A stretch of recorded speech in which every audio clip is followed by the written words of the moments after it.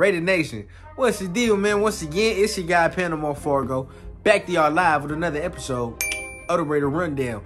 Make sure y'all keep tapping on that like and subscribe button, and please share out the content, man, so we can get some more subscribers up in here and help the channel grow. But without further ado, man, topic of conversation today: do we really think that Hunter Renfrow is getting traded, man? So I've been seeing a lot of this circulate around social media, a lot of this circulate around the Raiders talk, man. So I decided, hey, let's go ahead and get into it. Let's see the parameters on if he can get traded. What moves make us even think that? So without further ado, let's get into it. So, you know, as we all know, okay, Hunter Renfrow, we thought was going to be the perfect slot for Josh McDaniels and his offense. When Josh McDaniels first got in here, man, we all thought that, you know, Hunter Renfrow is the guy that can make this go, can make this whole thing, you know, can make it shake as far as that slot position, because as we've seen the Patriots offense before, you know, they've always had that nice slot who always knows how to get open, was savvy, man, knew how to run routes certain ways, man, and Renfrow fits the scheme.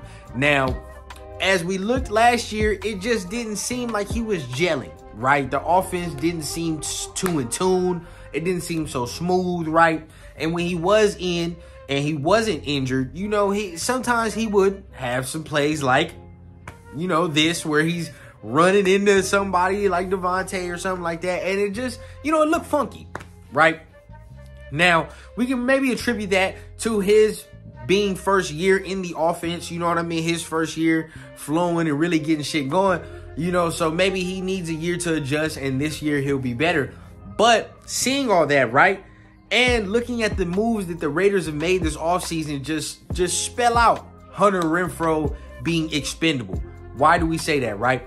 Well, number one, you go out, you sign Jakobi Meyers. Okay, now Jakobi Meyers to me is a very nice slot option. Not a slot option. He's a very good receiver. Can play outside, right? But at the end of the day, can play slot, right?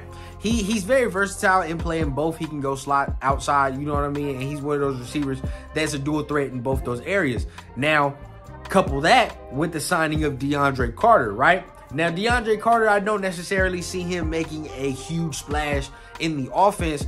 But, hey, after last year with the Chargers, anything is possible. He had a pretty good year last year. So, you know, he could carve himself a nice little role in this offense. But primarily, it takes Hunter Renfrow out of the kick return, punt return, you know, areas that he's been in.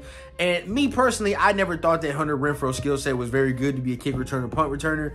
I just didn't like him there. You know, he's very shifty, but at the end of the day, man, I just don't like his frame to be doing shit like that, you know. So that takes Hunter out of the special teams, right?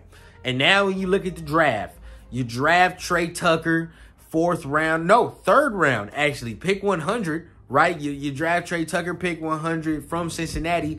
Nice little 5'9" speedy slot guy, you know what I mean? Who when you watch his tape, is going over the middle of the field, is making those tough intermediate middle catches, man, that we've seen that the slot in this offense have to make, you know what I mean? Those type of catches. It just, all these moves are stacking up to spell that Hunter Renfrow is expendable, right? Now, what can we get in return for Hunter Renfrow would be the question. Now, are we looking to receive some more draft assets? Because at the end of the day, receiving draft assets at this point means nothing. You feel what I'm saying? Because all that shit is just going to carry over to this next draft in 2024. And at that point, it doesn't help the team this year. Now, if you're trading Hunter Renfrow, are you going to be getting a player in return? And what type of player caliber are we getting? You feel what I'm saying? Like, now, I've been throwing this around. Now, if we do want Patrick Queen, or, you know, we want Isaiah Simmons, could we throw Hunter Renfrow in that deal as some type of sweetener? You feel what I'm saying? I feel like we could be able to do that, and we probably have to throw in some type of draft compensation, you know, additionally to that. But at the end of the day, man, y'all let me know, after hearing all these moves and seeing what the Raiders are doing, do you think that Hunter Renfrow is expendable? Do you think the Raiders are going to keep on to him long term? Me personally, man, I feel like I love Hunter Renfrow. I do like Hunter Renfrow, and I would love to see him stay in the silver and black. You always like to see that homegrown talent stay, but at the end of the day, I have to admit, I do believe that Hunter Renfrow is expendable. I believe that you can be able to get some type of compensation in return for Hunter Renfrow, whether it be maybe a 3rd round pick or whether it be a player in a 4th or something like that. But I believe you'll be able to get something back for Hunter. Now, do I want the Raiders to trade him away? No, I do not. But another type of speculation that is going around maybe is that if you do end up cutting or trading Hunter Renfrow, which I don't think they'll cut him, they'll trade him. If you do end up doing that, I do believe that you be saving that money, right? And I believe it's after post June 1st cut. If you do, you end up saving like $11 million. You save that money to then pay Josh Jacobs, who's still waiting in the wing, who we have not heard from, you know what I mean, in a while. And actually, you know what I mean, we finally get him the contract that he's been seeking and the money that he's been wanting to get back on the field. You know what I mean? So maybe that could happen. But at the end of the day, all these moves and everything that has been going on, and plus the signaling of the post-June 1st cut, you know, all the money that the Raiders will be saving after that, it just spells out that Hunter Renfrow might not be here long-term. But y'all let me know, man. What do y'all think about the Hunter Renfrow situation? Do you want him here? Do you think we can get rid of him? And what type of compensation can we get back?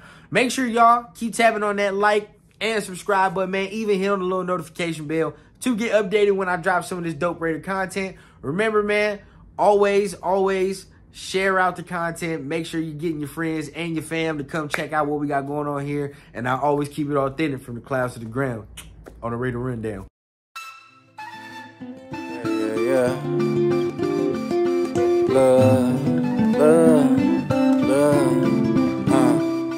I was sick of the games, sick of the way you lied on my face, thinking that there was just no other way, no other day that you could ever explain. Now you got me looking burying pain. Wish I could bury the fame, I done married the game, and I found out that you cheat every day. So what's the purpose if you know what I'm saying?